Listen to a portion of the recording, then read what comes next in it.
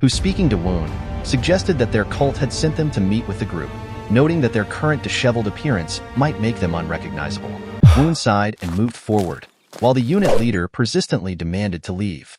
In a powerful display of anger, Woon used his bare hands to break the unit leader's sword in two. Fearing Woon's strength, the unit leader quickly changed his tune, welcoming them instead.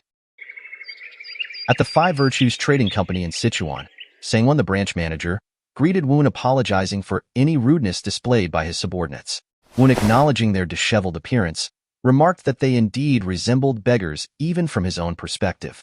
Sangwon praised Woon's magnanimity, while Woon sarcastically thought about how the rumors of him being an unpleasant person seemed to have spread far and wide. Sangwon expressed his honor at having him visit the branch and assured him that he would do everything in his power to assist him.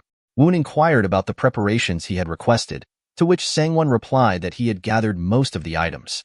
However, he had been unable to acquire the blood poison pearl and the detoxification pearl, as medical supplies were not easy to come by in Sichuan.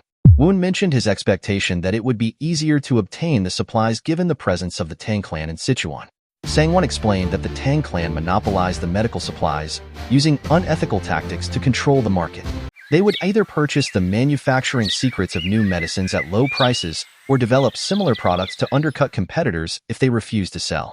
Woon questioned why the government and the Murim Alliance did not impose sanctions, to which Sangwon revealed that they were all in collusion, making it difficult to change the situation.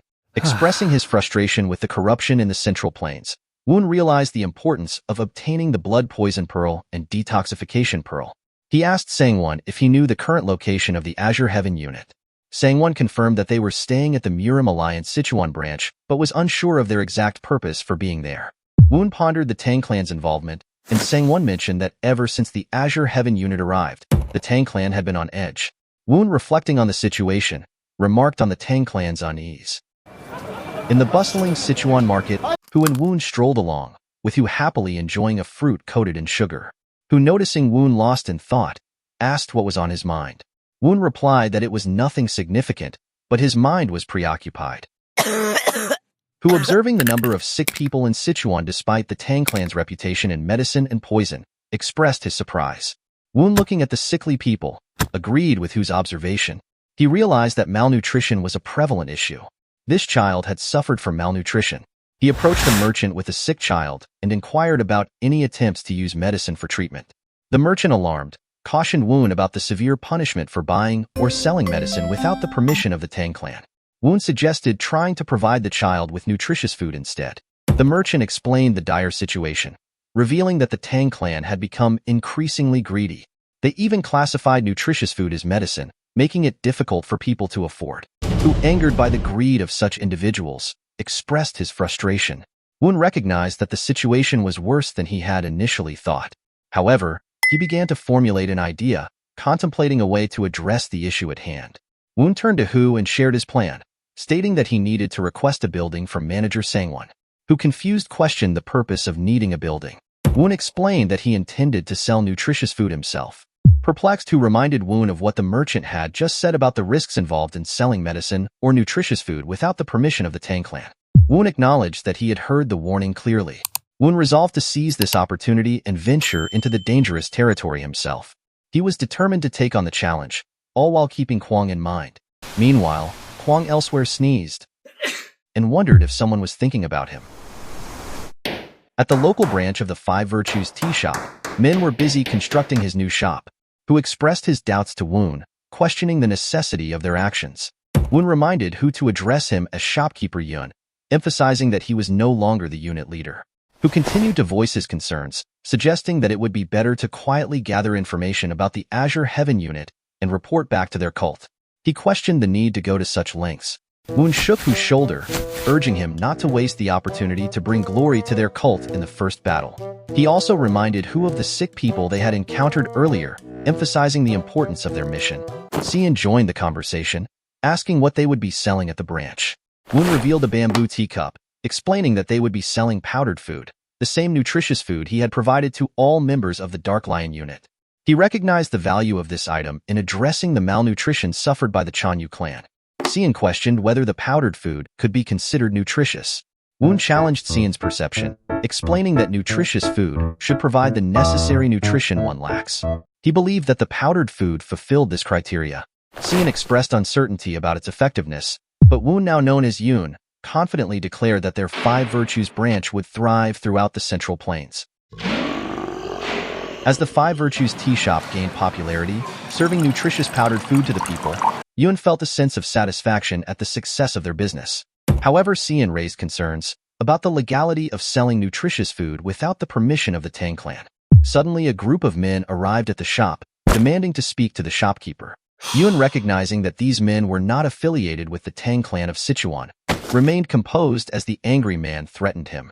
Hu and Xian silently seethed at the men's aggressive behavior.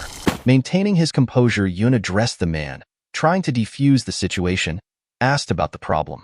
The man asserted that Yoon should have reported to the elders and paid a protection fee for their services. The men laughed, taunting Yoon. He's frustrated by the unexpected confrontation, contemplated the added trouble these men brought. The men continued to mock him, claiming that he was trembling in fear. Yoon, maintaining his composure, suggested moving to a quieter place for a drink and further discussion. The men agreed, and they retreated to a back alley for a more private conversation. In the back alley, the man inquired about the protection fee. He displayed disrespectful behavior by picking his nose. Yoon, unimpressed by the man's demeanor, decided to take action. He's fed up with the situation, swiftly punches him in the face, causing fear among the other men who prepared to fight back, leading to a confrontation. He's demonstrating his martial prowess, effortlessly stopped the punch aimed at him, and even broke the man's fingers with his bare hand. The other men, realizing they were dealing with a skilled martial artist, felt a sense of dread. They questioned why someone of Yun's caliber would be running a tea shop in the area. Angered by the men's behavior, Yoon demanded to know their identities and their purpose for causing trouble. The man, now bowing on the ground, admitted to their wrongdoing and mentioned that they were acting under the orders of the Tang Clan. Yoon, taken aback by this revelation, questioned the motives behind the Tang Clan's involvement in the situation, feeling a sense of frustration towards the powerful clan. In the halls of the Sichuan Tang Clan, Zhang questioned a man who had been beaten by the new shopkeeper. The man explained that the shopkeeper Yoon was not an ordinary shopkeeper, hinting at his remarkable skills. Zhang questioned if the shopkeeper was a martial master, to which the man confirmed. He found it absurd that a martial master would choose to run a tea shop in their territory. The man go through into the shopkeeper's background, sharing rumors that Yoon, the shopkeeper, was a young martial artist trained by a hermit from Qinghai. After saving the leader of the Five Virtues Trading Company, Yoon was adopted as the leader's son and had been with them since. Upon learning that the Five Virtues Trading Company's leader had supported Yoon in setting up the tea shop, Zhang was intrigued. He, stroking his mustache, inquired about the success of the shop's business. The man replied that although it had only been a short time since they started, the shop was already crowded with customers. Go, go.